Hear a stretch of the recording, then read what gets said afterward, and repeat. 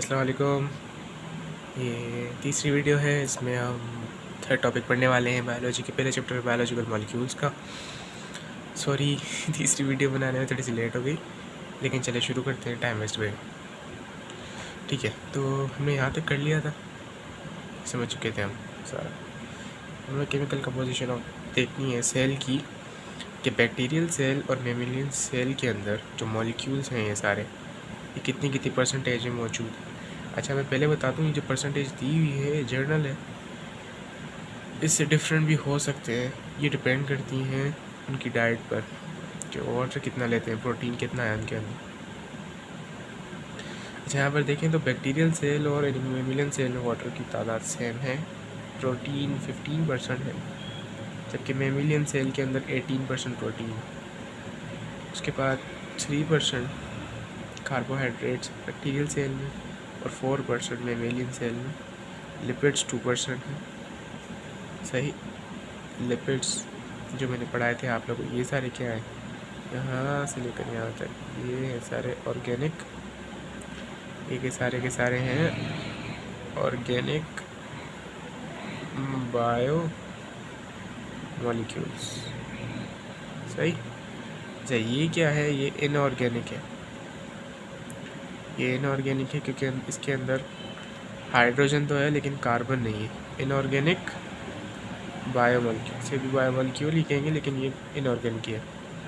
अच्छा, दूसरे organic compound हो गए जैसे कैल्शियम बोलो, इनऑर्गेनिक आयंस हो गए। हाँ, इनऑर्गेनिक आयंस में कैल्शियम आ गया, सोडियम आ गया, पोटाशियम आ गया, जैसे for example and etcetera.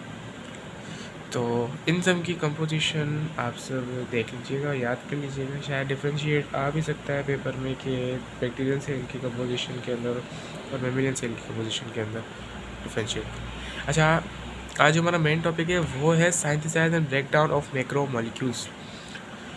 Synthesise यानी बनना या बनाना, ब्रेकडाउन यानी किसी चीज़ को तोड़ देना। अच्छा, मैक्रो मॉलिक्यूल्स क्या होते हैं, पहले मैक्रो मॉलिक्यूल्स को समझ लेते हैं। मैक्रो मॉलिक्यूल्स उन्हें कहते हैं, जैसे फॉर एग्जांपल ये मेरे पास एक चीनी का दाना है। सही, अगर ये मेरे पास एक है, सही, और ये सबसे छोटा है, ओके, ये सबसे छोटा है। अच्छा, मैंने क्या किया, इस छोटे को हम क्या कहेंगे, माइक्रो कहेंगे, क्योंकि छोटे को हम माइक्रो कहते हैं, माइक्रो मॉलिक्यूल। फॉर एग्जांपल हमने इसे माइक्रो मॉलिक्यूल किया। सही।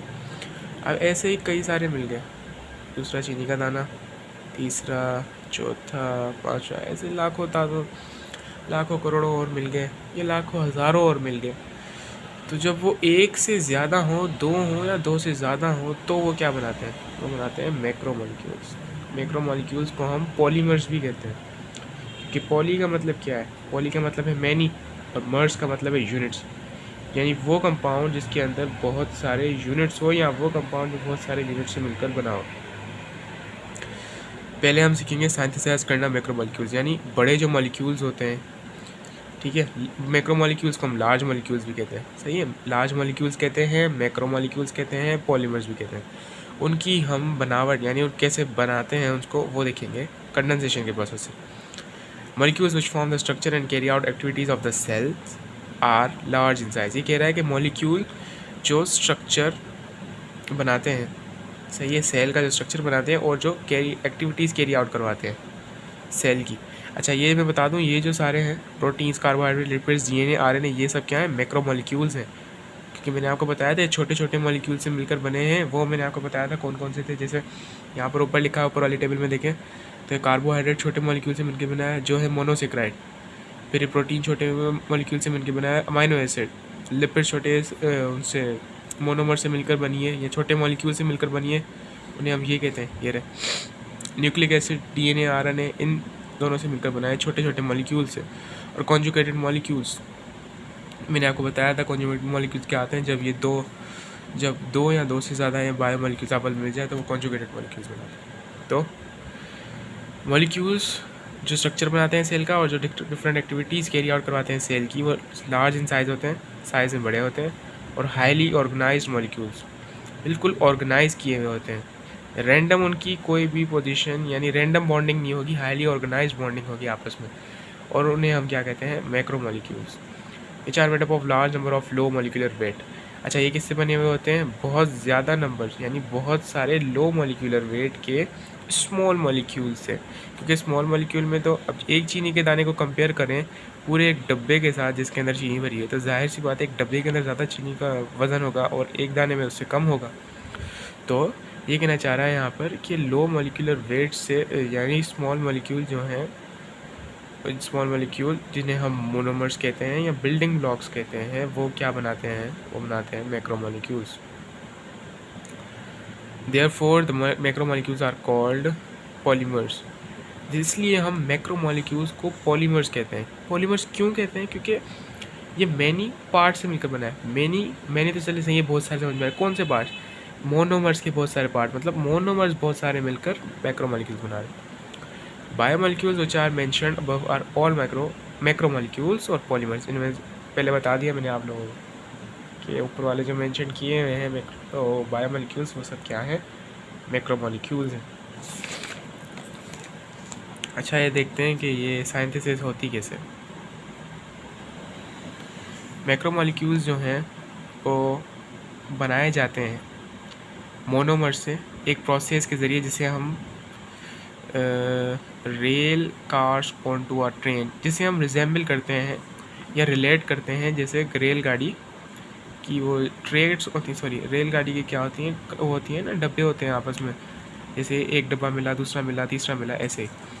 अच्छा, जो बेसिक स्ट्रक्चर ईच ग्रुप का होता है मैक्रोमोलिक्यूल का, वो सिमिलर होता है हर ऑर्गेनिज्म में, चाहे वो बैक्टीरिया में हो या हो इंसानों में हो। किसका बेसिक स्ट्रक्चर, मैक्रोमोलिक्यूल्स का। उसके बाद in this process monomers are joined together by removing OH from one monomer and H from another monomer. अच्छा, इस प्रोसेस में ये होता है कि एक मोनोमर से यानी एक सिंगल यूनिट से, समझ लें ये एक यूनिट है, एक मोनोमर है, छोटा यूनिट, इसके पास एक हाइड्रोजन ग्रुप है और दूसरा OH ग्रुप है। ठीक है, अब ये मिलते कैसे, कंडेंसेशन कैसे होती है कि एक मोनोमर का हाइड्रोजन वाला हिस्सा और दूसरे मोनोमर का OH वाला हिस्सा, सही है, OH के ऊपर कौन सी साइन होती है, नेगेटिव साइन होती है, H के ऊपर पॉजिटिव साइन होती है, OH के ऊपर माइनस, H के ऊपर पॉजिटिव साइन। अच्छा, ये जब दोनों निकल जाते हैं, ये दोनों आपस में रिएक्ट करके हट जाते हैं और ये वाटर रिलीज़ करते हैं, वाटर रिलीज़ हो जाता है। उसके बाद इन दो मोनोमर्स के बीच में एक बॉन्ड बन जाता है, सही है। अगर अब ये बॉन्ड के नाम जो हैं वो डिपेंड करते हैं कि वो कंपाउंड कौन से, जैसे फॉर एग्जांपल अगर प्रोटीन है, प्रोटीन अगर दो, ये प्रोटीन का मोनोमर है, अमाइनो एसिड है मतलब, और ये भी अमाइनो एसिड है, ये दोनों मिल रहे हैं तो प्रोटीन बना रहे हैं। अब दोनों अमाइनो एसिड के बीच में जो बॉन्ड होगा उसे हम पेप्टाइड बॉन्ड कहेंगे। अगर एक वो क्या कहते हैं, ये है कार्बोहाइड्रेट बना रहे हैं दोनों मिलके, तो ये ग्लूकोज और ये ग्लूकोज, क्योंकि ग्लूकोज क्या है, मोनोमर्स है ना, छोटे छोटे यूनिट्स हैं, ग्लूकोज मिलके कार्बोहाइड्रेट बनाते हैं। तो ग्लूकोज और ग्लूकोज के अगर बीच में बात करें तो उनके बीच में ग्लाइकोसाइडिक बॉन्ड होगा, ग्लाइकोसाइडिक बॉन्ड। अच्छा, इसी तरह दूसरों में भी अलग अलग होंगे। तो हमने देखा कि वाटर यहाँ पर रिलीज़ हो जाता है और इनके बीच में एक नया बॉन्ड बन जाता है, सही है। इसमें भी ये लिखी हुई removing OH from one monomer and from another monomer, so both monomers form a new covalent bond between them. इन दोनों के बीच में फिर नया कोवलेंट बॉन्ड बनेगा। कोवलेंट बॉन्ड कहते हैं म्यूचुअल शेयरिंग को, जिसमें इलेक्ट्रॉन जो हो वो दोनों शेयर करें, सही है। आगे कह रहा है, कहाँ गया, हाँ, new covalent bond between them. This process of joining two monomers by removing water molecule is called condensation. अच्छा, ये जो प्रोसेस होता है जिसमें दो मोनोमर्स आपस में मिल जाते हैं वाटर को रिमूव करवा के, उसे हम कंडेंसेशन कहते हैं, या इसे हम डिहाइड्रेशन सिंथेसाइज भी कहते हैं। अच्छा, डिहाइड्रेशन क्यों कहते हैं, डिहाइड्रेशन इस वजह से कहते हैं क्योंकि इसमें से देखें वाटर क्या हो रहा है, रिलीज़ हो रहा है, हमने वाटर को एवापोरेट करवा दिया। और साइंथिसाइज क्यों कहते हैं, साइंथिसाइज इस वजह से कहते हैं क्योंकि इसमें नए बॉन्ड बनवाए, हमने कोवलेंट नए बॉन्ड बनवाए। Condensation always take place by proper enzymes and energy expense. अच्छा, कंडेंसेशन जो होती है वो एंजाइम्स की मौजूदगी में और एनर्जी की मौजूदगी में होती है। अब जो यहाँ पर ये साइंथिसाइज खत्म हो गया, हमें पता चल गया कि मैक्रो मॉलिक्यूल्स कैसे बनते हैं, और सॉरी हाँ, मैक्रो मॉलिक्यूल्स कैसे बनते हैं। अब हम देखेंगे कि मैक्रो मॉलिक्यूल्स टूटते कैसे हैं, और दूसरे पार्ट में डिस्कस करेंगे। ये पार्ट 1 है, पार्ट 2 इंशाल्लाह जल्दी बनाऊँगा।